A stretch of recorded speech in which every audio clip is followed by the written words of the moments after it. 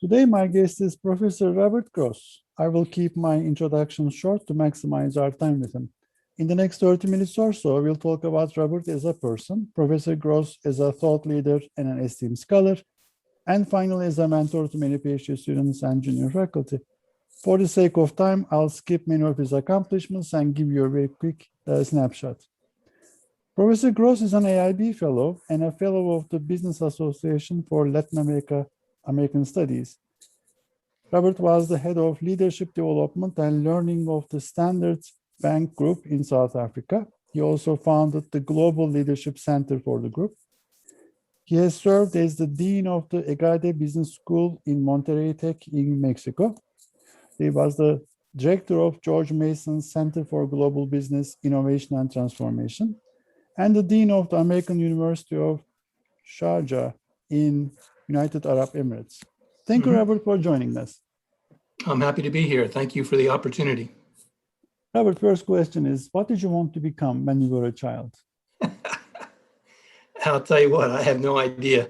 I probably would have to just answer that I wanted to be a track star like my father, who ran for Southern Cal as a 400-meter runner in the Pan American Games and would have gone to the Olympics, except that didn't happen in 1940. Wow, that's interesting. And you weren't expecting that, eh? No, not really. I mean, people want to be writers, people want to be teachers, people want to be. Now, you know what? Let me give you a slightly longer answer, which is I grew up in a middle-class family in Philadelphia, and I did what I was told to do. I played sports. I went to school. I studied at home. I think I had two brothers, and I think we had a nice family life. But the point is, I didn't look at independent things. I learned what I was supposed to learn. I had fun. I did well in school. I did well in sports, and that was enough. You know, I was quite comfortable with that. But I didn't want to be a fireman, and I didn't want to be Albert Einstein or anything in particular. As I grew up, you know, I had different goals, but I always wanted to be a jock. I have to say that. About the earliest moment that you can remember, the difference between domestic versus international. When was that? The first time I thought about international? Yeah. Oh, yeah, that's easy because, as I say, I was in Philadelphia and in a normal school, regular school, and there was nothing particularly international about our experience. But when I was a junior in high school, I had an opportunity to spend the summer in Luxembourg as an exchange student with the experiment in international living. And that was it, man. I had no idea about other countries. I think I had been to Puerto Rico once, but I was 17 years old and I went overseas and I spoke some French when I left home. I'd studied it all through high school, but not very well. And then I got there and I had no choice because no one spoke English. So I quickly learned to communicate successfully in French. And I had an experience for that summer, which was fantastic. And it didn't make me say I want to be an international business professor. It just opened my eyes to the rest of the world, I guess. But that was unquestionably a factor that was central to me. How did you choose academia? How did I get in it?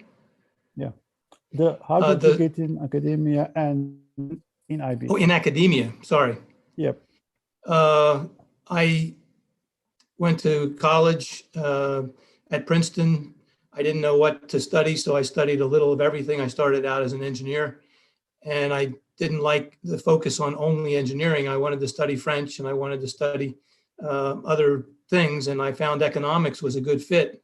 So I ended up majoring in economics and French, and you have to write a thesis there. So I wrote a thesis about regulation of U.S. companies in the common market, which was, of course, international and academic, but there was no choice. Everyone had to write a thesis.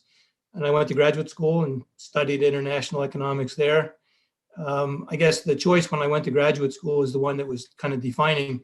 It was either go to graduate school or go to Vietnam. And I thought that going to graduate school was a great idea. And so I went to graduate school and studied economics and ended up finding Jack Behrman, who was at Chapel Hill at that time, and he was a professor teaching international business, which I knew nothing about. So I studied a couple of courses with him. I enjoyed it. I got him to be my thesis advisor. And when I came out of graduate school, instead of going into economics, I went into international business, which in the mid 1970s was not a particularly well-known subject. Mhm.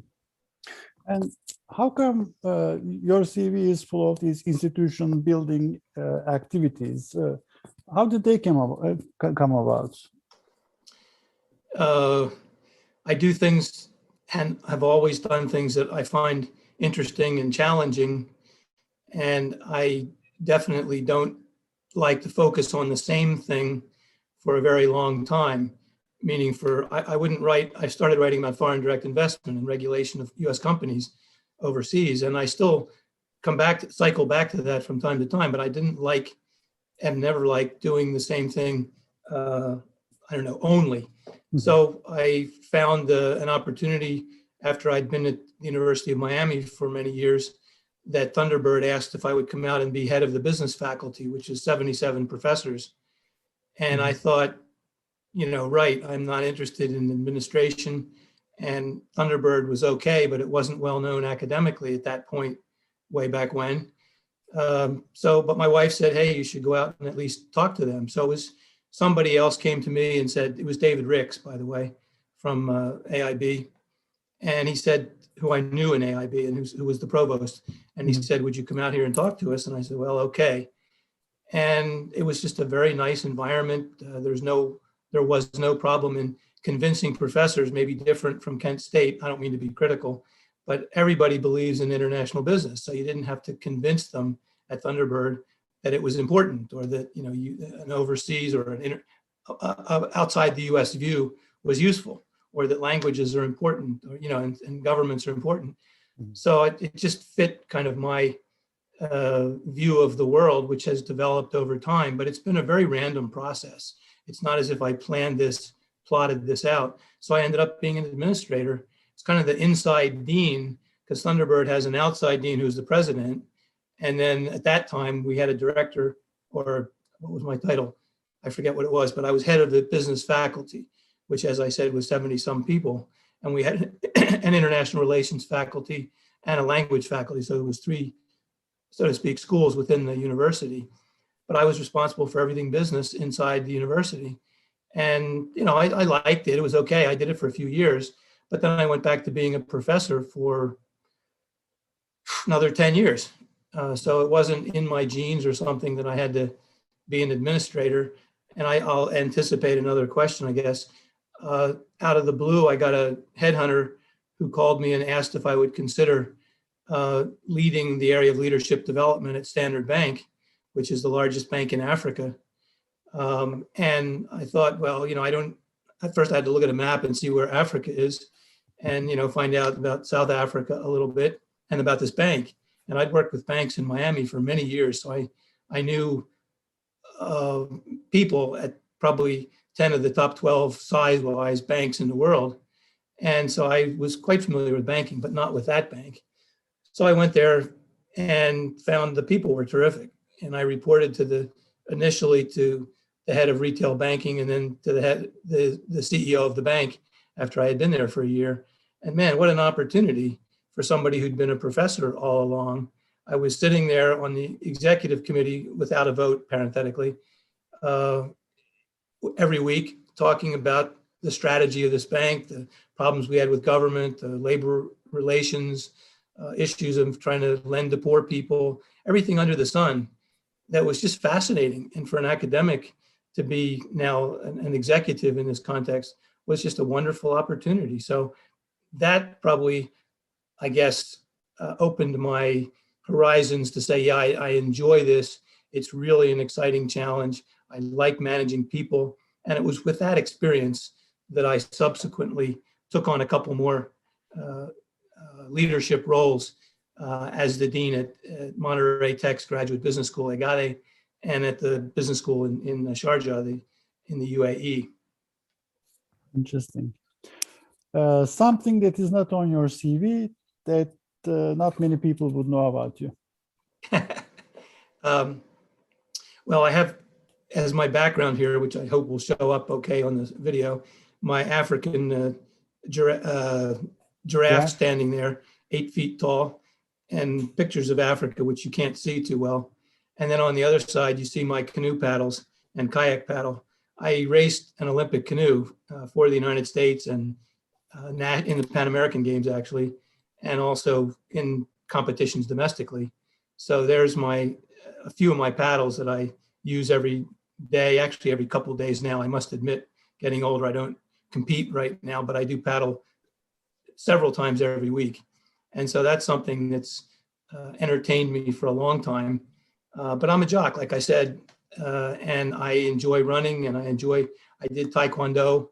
You may be able to sort of see down there behind me, it's a 6th-degree black belt certificate in the Taekwondo.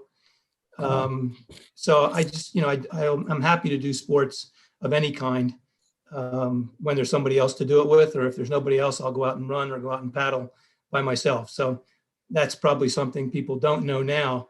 But when I was a little younger and the AIB leadership was my age instead of 2 decades younger than me, those people did know. Interesting.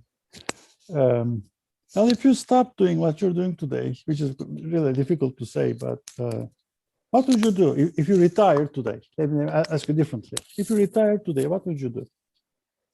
I have an easy answer for you. I don't know if it'll be true. Well, number one, I'll continue with athletic activities the way I just described. But on the, what would be my hobbies? I love to write, so I'm sure I'll continue writing. And I remember one colleague in particular, who I won't name, who's an AIB past president, said he wasn't going to write, by God, when he retired. He was going to sit around and enjoy life and smoke Cuban cigars, which I know he does in Miami. But I like writing, and I don't see why I would stop that. So if I don't teach regularly, I am sure I'll keep writing, and I probably will travel a bit. I think AIB people have a fascination with different places, and I don't think I would stop visiting different places, even if they're ones I've been to before. And I'll read, but I will continue writing, and I'll continue doing athletic stuff. Those are constants for sure. Interesting. Regrets? Have you got any regrets? And I guess my answer to that's easy. I don't think it's a good idea to look backward and say, I wish I'd have done something different at point X. I think I've described to you that there's a lot of serendipity in the things that I have done. It's not like I planned it all out, but I've enjoyed the things that I've done, and I've changed every once in a while. I was at the University of Miami for, I think, 16 or 18 years. I was at Thunderbird for 12 years. I've been back now for 5. And so I do enjoy doing different things. I don't regret leaving Thunderbird. I don't regret coming back. And the same thing would be said for the other experiences. So I really don't think so. I'm happy with what I've done and look forward to more interesting things in the future. Thank you. About research in general, how do you explain? I mean, you're a man of many talents in many different areas. You've succeeded. How do you explain your research to people who don't read scholarly articles, to normal people in a pub in a small village? How do you explain what you do and why your work is important? Well, if I'm in a small village in Kenya, just after climbing Mount Kilimanjaro, I was in Tanzania though. Kenya was the airport. So I'm in Tanzania, and I'm in a small pub, and somebody asked me what I do, and I said I'm a teacher. And so anyway, if they ask me about writing, the answer would be I write about emerging markets, like Tanzania. I write about how companies operate and how governments regulate them. And people's eyes may glaze over because they're really not interested in that, perhaps. But I also can say, well, I wrote a book recently about the 4-day work week and why we should move to a 4-day, 32-hour work week after 100 years following Henry Ford with the 5-day, 40-hour work week. There's nothing sacred about that. So, I pursued that direction. I've written about it, and that's something people can relate to, even if they don't like it. At least it's not so esoteric that they can't understand it. So I don't get bogged down in trying to convince somebody that my latest regression is something they should be interested in. Nobody cares about that except us, which is fine. But I'm not going to try and sell that to a person in a pub when I've got a glass of beer or wine or whatever it is. I'm going to tell them what I write about and hopefully find something that they could relate to. And if not, then we'll have a beer and talk about what they're interested in. About what we need to study more in IB research, some omitted variables, some neglected areas. I really like that question because I don't think that we are missing the golden opportunity. I think international business from the very start has tried to be a practical discipline, if you want to call it a discipline. We're interested in the way people make decisions, why they do it, how governments regulate, and so on, and how companies work. And we will do case studies, and we will do many observation analyses on secondary data, or do both of those kinds of things to support the same issue that we're interested in. But I think what's so attractive about IB is we do international relations, we do economics, we do political science, we do all sorts of things, anthropology, sociology, that relate to understanding why people do things. And as long as the decision or the issue crosses national borders, that's what we care about. Let me conclude that thought, or this thought, by saying, you know what, our best theory in international business is John Dunning's eclectic theory. You may like or dislike John Dunning, but the one theory that clearly identifies international business is that one. And I call it the kitchen sink theory, because it throws in everything, including the kitchen sink. You can't say Porter's competitive advantages aren't there. They are. That's one of his three elements. You can't say we don't pay attention to country characteristics. That's the location issues, and so on. I won't go through the whole thing, but the point is, you can't identify something that doesn't fit into that three-part view of the world. And it's the most unwieldy, ungodly model, because it doesn't differentiate to the second derivative, and it has various weaknesses in a structural sort of mathematical context. But in terms of thinking about the world, man, it's really great. And that's the kind of thing that we do. And I may be interested or not in a particular subject. I mean, having been dean in a couple of places, I'm interested in accounting and marketing, and everything, in addition to finance and strategy, which are my traditional areas. But there's always something that I'm not especially interested in that may come up. So fine, I go to an AIB meeting and I skip that session. But even so, I find new things I'm interested in all the time. And you must be the same way, meaning an AIB member. You must be able to go to a session and say, well, I learned something about something I didn't know about, and I actually was interested in it, even though, it was accounting, or it was something or other that's way out of my normal realm of thinking. And I think AIB, or I think international business, is extremely flexible in that sense. That's why we can't define our domain, despite what Alain Verbeke wants to do. We don't come to an agreement on what it actually is, which is fine with me. Okay, let's start with Dunning's eclectic theory and the current state of the IB field research. This evolution, what can we say about the evolution of IB research? What have we lost along the way? What have we gained? Are we better off now? Do we need to go back and remember the discipline-based training? What can we say?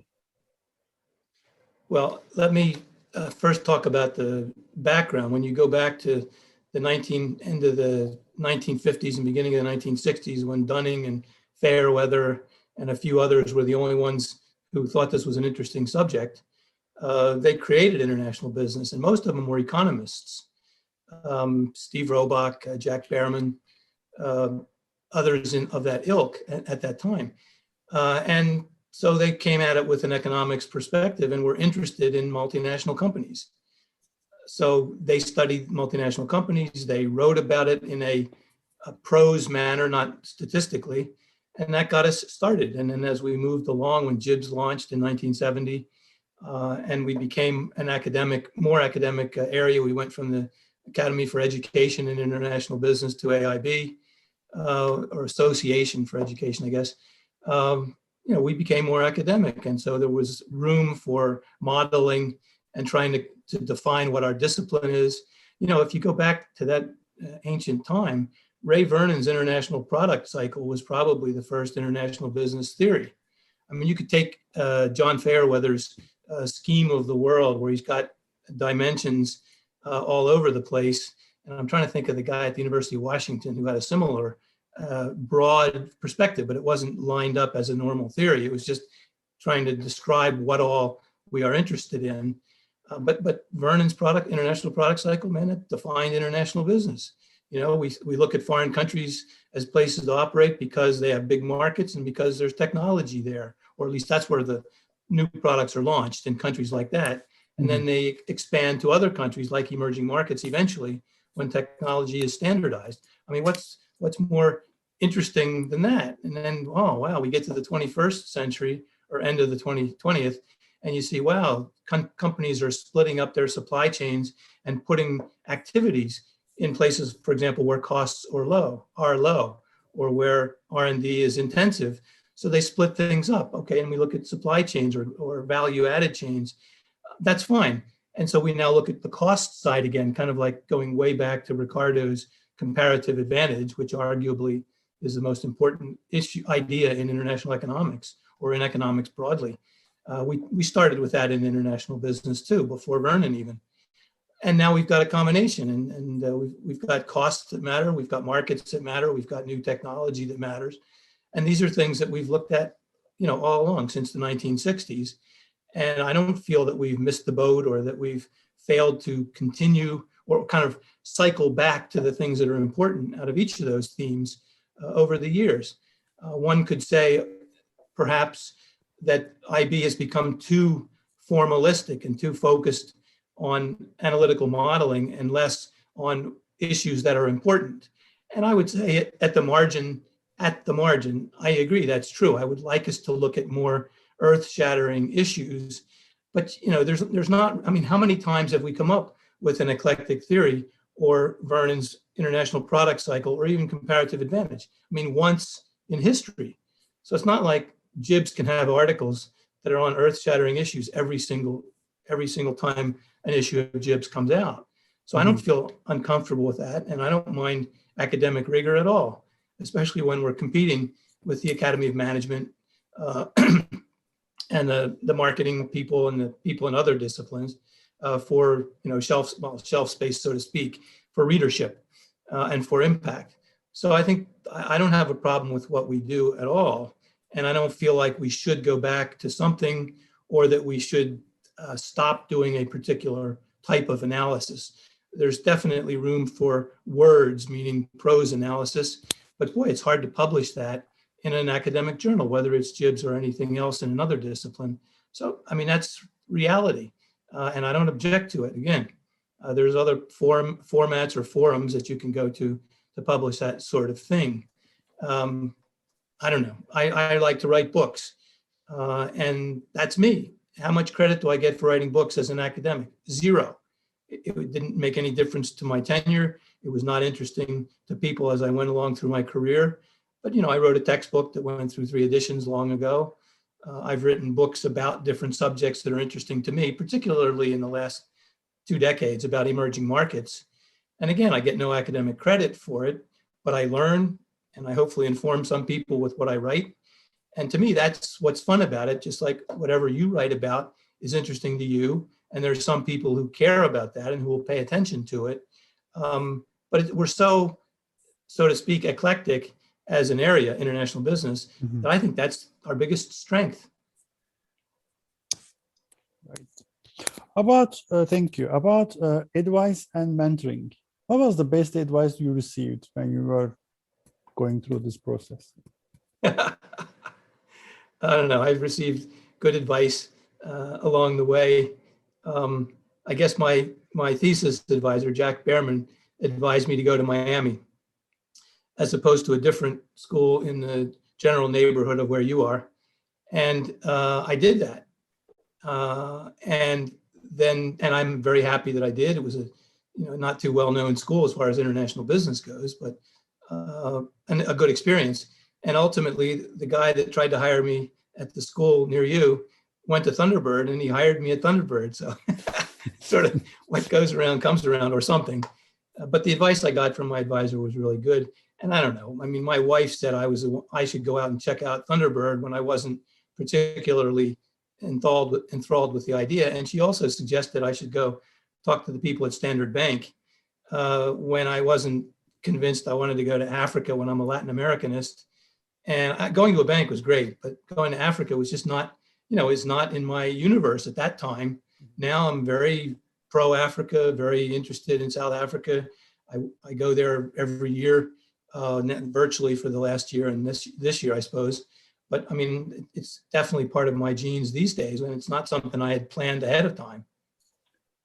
As far as advising or guiding other people, I think you asked that as the second part of what you were asking me. So I've gotten advice from people, and the advice I give really is to go to work with people who are enjoyable to work with when you're trying to make a decision about where to go, whether it's a student of mine looking for a job or a colleague or somebody who's my student who's going to go into academia, which is really what you're interested in. I think my view is go to a group of people that you like working with, as far as you can tell from being interviewed, and don't feel like you have to go to a place that has a big name because a bigger name's better than a lesser name. I found that just doesn't seem to work out for, I don't know if I can say for most people, but for many people. So that's kind of my general advice. But I like mentoring. I like working with students. Let's expand on that a little bit more. You've been a dean. You've seen many junior faculty. You've seen young scholars. What are some of the common mistakes that they do that you can say, don't do it to young people? That's a very good question. And I think looking at it as a dean, I would say that I would like my faculty members to have an open mind. And then you may feel as an IB person that you have an open mind because you're willing to deal with people from other cultures and think about other countries and so on. But if you're a marketing professor, it's very hard to get interested in finance, and vice versa, of course. And whatever it is you're in, business law, supply chain, anything, management information systems.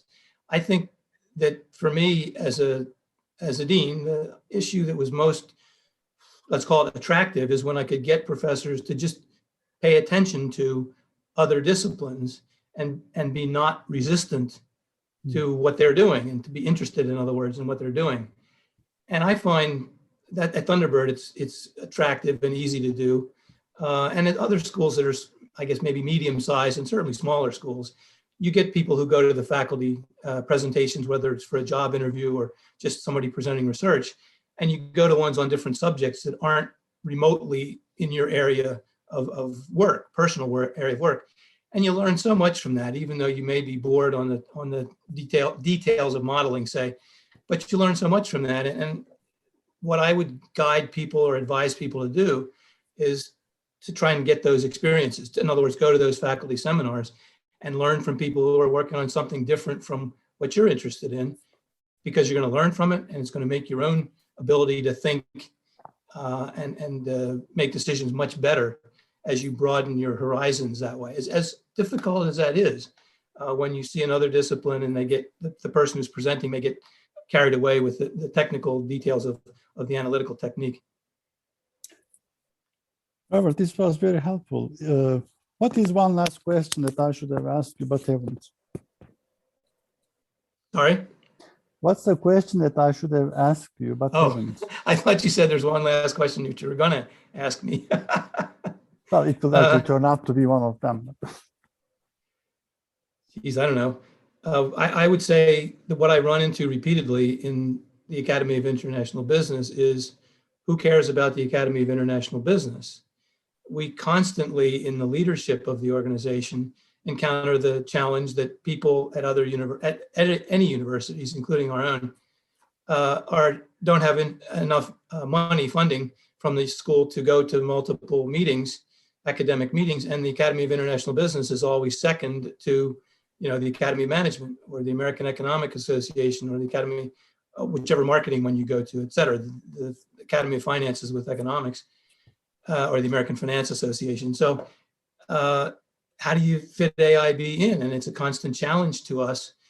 We see membership staying around 3,000 people for the last couple decades, I think now, but the names of the people change. It's 200 or 300 or 400 different people every year, depending on where our meeting is and which people dropped out. And so how the heck do you build the organization? How do you, or I really wasn't going that way. How do you show international business is important? And I find that as a challenge to us that we constantly have to respond to and demonstrate why we are important. And you didn't ask me that, at least not directly, but I feel strongly that it's never going to go away. And it's not like we want to win a battle versus the Academy of Management.